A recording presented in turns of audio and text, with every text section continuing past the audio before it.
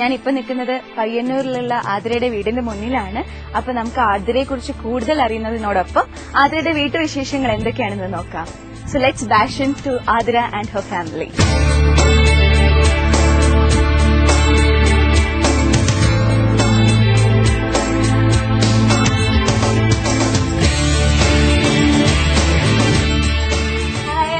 Hi, Kripa. Hello. How are you? Fine, I'm fine. Nice meeting you. ഇവിടെ വീട്ടിലെത്തി സന്തോഷമുണ്ട്. അപ്പൊ നമ്മുടെ പ്രേക്ഷകർക്ക് അവരെ മാത്രമേ അറിയുള്ളൂ. അവരുടെ ബന്ധുക്കളെ എല്ലാവരെയും പരിചയപ്പെടാനും കൂടുതൽ അറിയാനും വേണ്ടിയിട്ടാണ് ഞങ്ങൾ എത്തിയിരിക്കുന്നത്. നിങ്ങളെല്ലാവരും പരിചയപ്പെടാൻ വേണ്ടി എന്റെ എല്ലാ ഫാമിലീസും ഫ്രണ്ട്സ് എല്ലാവരും ഇവിടെ നേരത്തെ. അതെയോ? ഓക്കെ. അല്ല, അതിനു മുന്നേ ആയിട്ട് ഷോക്കേസ് ഒക്കെ നല്ല ഒരുപാട് പ്രൈസസ് ഒക്കെ ഡെക്കറേറ്റഡ് ആണല്ലോ. എനിക്കും എന്റെ അനിയത്തിമാർക്കൊക്കെ കിട്ടിയുള്ള പ്രൈസാണ്, ചെറുപ്പം തൊട്ടേയുള്ള പ്രൈസാണ് അതൊക്കെ. അത് ശരി.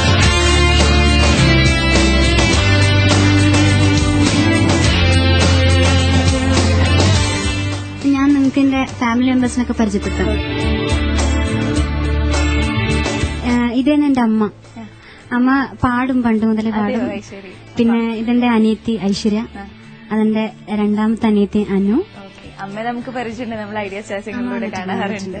അപ്പൊ പിന്നെ അച്ഛനും പാടും. അച്ഛനിപ്പം അബുദാബിയിലാണ്. അപ്പം അച്ഛൻ റീമെമറേറ്റ്സ് എന്ന് പറഞ്ഞ കമ്പനിയുടെ സൂപ്പർവൈസറാണ്. അപ്പം അച്ഛന്റെ ഫ്രണ്ട്സ് എല്ലാവരും ഒത്തിരി സപ്പോർട്ട് ചെയ്യുന്നുണ്ട്. ഒരുപാട് SMS അവരെനിക്ക് വേണ്ടി അയച്ചിട്ടുണ്ട്. അപ്പൊ അവർ കാണുന്നുണ്ടെങ്കിൽ ഞാൻ ഒരുപാട് നന്ദി പറയുന്നു എല്ലാവരോടും.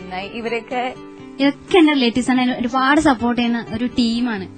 എല്ലാവരും ഇതിൽ കുറെ പാട്ടുകാരുണ്ട്, ഒരുപാട് ആർട്ടിസ്റ്റ് ഉണ്ട് ഈ കൂട്ടത്തിൽ തന്നെ. ചെറുപ്പം മുതലേ പ്രോഗ്രാമെല്ലാം പോകുമ്പോൾ എന്നെ കൊണ്ടുപോകാറുള്ളതും പിന്നെ ഇപ്പോഴും എന്നെ കൊണ്ടുപോകാറുള്ളതും ആ മാമനാണ്, സുരമാമൻ.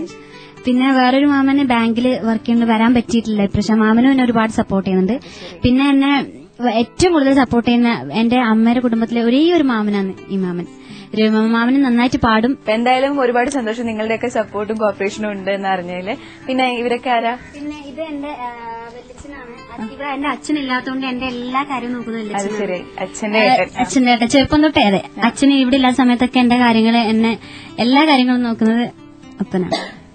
ചെറുപ്പത്തിൽ മുതലേ ഇവള് തൂട്ടല് മുതലേ നമ്മൾ പാടി വളർത്തിയതിലെത്തിയുള്ളൂ. അതുപോലെ തന്നെ ഇപ്പം അവിടെ നിന്ന് ഇങ്ങോട്ട് ഉണ്ടാകുന്ന ഓരോ കോമ്പറ്റീഷനിലും എന്റെ മോക്കാണ് ഫസ്റ്റ്. അത് ഞങ്ങൾക്ക് അതൊരു അഭിമാനം തന്നെയാണ്. അപ്പൊ വല്യച്ഛൻ പാടുവോ? ഞാൻ വിപ്ലവ ഗായകനാണ്. അത് ശരി. വിപ്ലവ കേരളത്തിൽ അങ്ങനെ കൂടി AK ജിരപ്പുറത്ത് ഒരുപാട് പാട്ട് പാടി.